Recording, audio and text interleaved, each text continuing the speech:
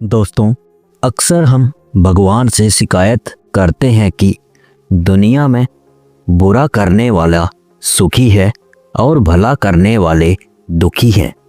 हम अपनी आँखों से जो देखते हैं उसे ही हम अंतिम सत्य मान लेते हैं, लेकिन क्या आपने कभी सोचा है कि ईश्वर की योजना हमारी कल्पना से कितनी परे हो सकती है? जिसे हम अन्याय कहते हैं वह अक्सर ईश्वर का महान न्याय होता है। आज की कहानी एक महान संत और उनके जिज्ञासु शिष्य की है, जो एक यात्रा पर निकले और ऐसी 3 घटनाएं घटी जिन्होंने शिष्य के विश्वास को हिला दिया। पर जब सच सामने आया तो उसकी आंखें खुल गईं। गुरु और शिष्य एक गांव से गुजर रहे थे। रात बिताने के लिए उन्होंने एक बहुत बड़े जमींदार का दरवाज़ा खटखटाया। जमींदार बहुत अहंकारी और लालची था। उसने उन्हें अंदर तो आने दिया, पर ठहरने के लिए अस्तबल की गंदी जगह दी और रूखी सूखी रोटी खिलाई। सुबह उठते ही गुरुजी ने देखा कि जमींदार के घर की एक दीवार ढहने वाली है। गुरुजी ने अपनी शक्तियों से उस दीवार को रातों रात ठीक कर दिया।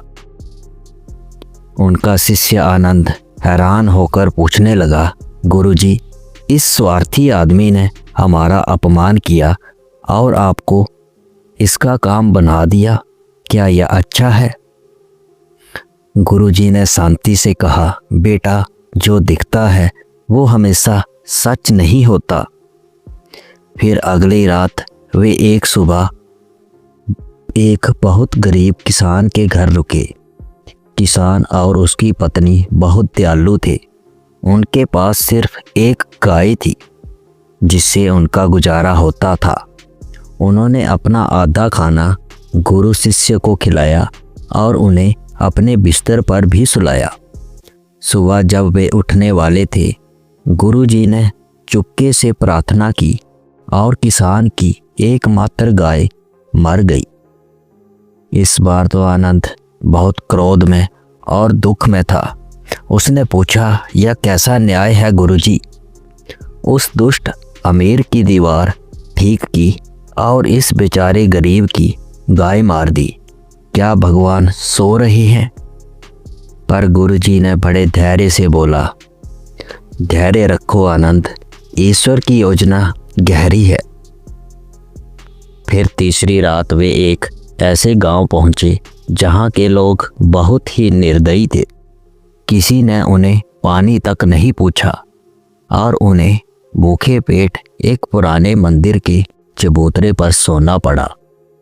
सुबह चलते वक्त गुरुजी ने गांव के बीचों बीच खड़े होकर आशीर्वाद दिया, ईश्वर करे तुम सब हमेशा इसी गांव में साथ रहो और कभी यहाँ से बाहर ना जाओ। आनंद गुस्से में बोला, अब तो हद हो गई। जो अच्छे थे उन्हें दुख दिया और जो बुरे हैं उन्हें साथ रहने का आशीर्वाद। फिर जब वे यात्रा के अंत में पहुंचे तो आनंद ने कहा कि वह अब उनके साथ नहीं रह सकता, क्योंकि उसे ईश्वर के न्याय पर संदेह है। तब गुरुजी मुस्कुराए और बोले, गुरुजी कहने लगे, आनंद, अब सच सुनो।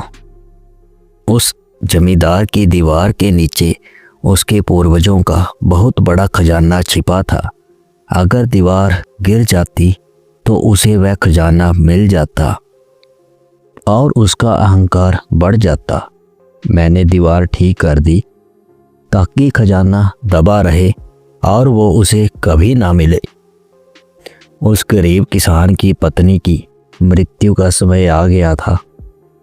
यमराज उसकी पत्नी के प्राण लेने आए थे।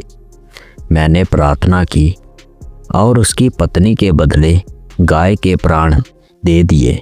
उसकी पत्नी बच गई और उस बुरे गांव के लोगों को मैंने वहीं रहने का आशीर्वाद इसीलिए दिया ताकि उनकी बुराई दुनिया के दूसरे हिस्सों में ना फैले।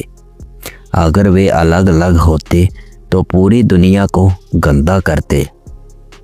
आनंद गुरुजी के चरणों में गिर पड़ा। उसकी आंखों से आंसू बहने लगे। उसे समझ आ गया कि जो हमें विपत्ति लगती है वो ईश्वर का गुप्त आशीर्वाद हो सकता है। आनंद कहने लगा, गुरुजी मुझे क्षमा करें, मैं केवल टुकड़ों को देख रहा था जबकि ईश्वर पूरी तस्वीर देख रहा है। दोस्तों, हमारी ज़िंदगी में भी जब बुरा वक्त आता है तो हम भगवान को कोसने लगते हैं, पर याद रखिए ईश्वर आपकी इच्छा नहीं आपकी ज़रूरत पूरी करता है।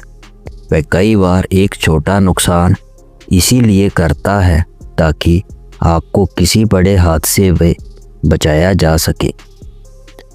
उसकी योजना पर शक मत कीजिए, बस अपनी भक्ति और कर्म पर ध्यान दीजिए, क्योंकि ईश्वर के न्याय की चक्की धीरे चलती है पर पिसती बहुत बारीक है। अगर आपको भी ईश्वर की शक्ति पर अटूट विश्वास है तो कमेंट में ईश्वर सर्वोपरि है ज़रूर लिखें।